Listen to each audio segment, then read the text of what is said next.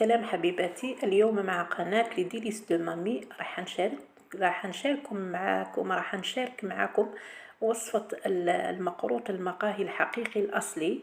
عندنا هنايا 4 كيلات سميد المتوسط، وراح ندير مغرف فرينة وشوية نتاع الملح وشوية نتاع لافاني، وندير لا مارغرين، ونزيد شوية نتاع الزيت.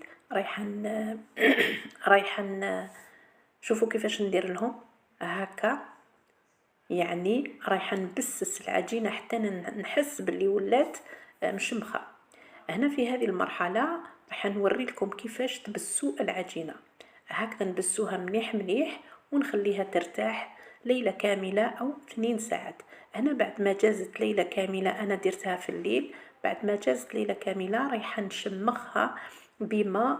أنا درت لاباتاغون تاع ماء الزهر، ديروا غير شوية باش ما تخرج لكمش مرة.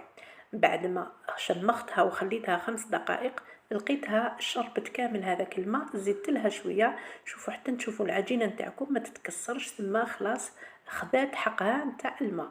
هنا نديروها هكا مربع، مستطيل تاعنا يكون 20، وعجينة الغرس تكون ثاني 20، تكون عجينة الغرس 10.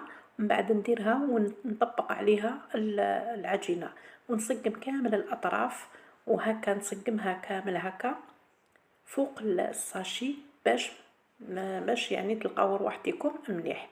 هنا رايحه ندير الزخرفه هذه، والحذاري حذاري ما ديروش الزخرفه حتى وين تلحقوا لتحت، سينون كي تجي طيبوها تتكسر لكم. شوفوا هنايا تقدروا ديروا الزخرفه هذه، تقدروا ما ديروهاش ونقطعوها هكا. وهنا الزيت نتاعي راهي تسخن في الكاسرونه، ومن بعد كي نخرجها نخليها شويه برك تبرد، ونديروها في العسل اللي يكون ممزوج بالماء زهر، يكون خفيف، ماء زهر يكون خفيف هكا. وشوفوا هنايا بعد ما عسلته تقدروا شوفوا شحال يخرج طري.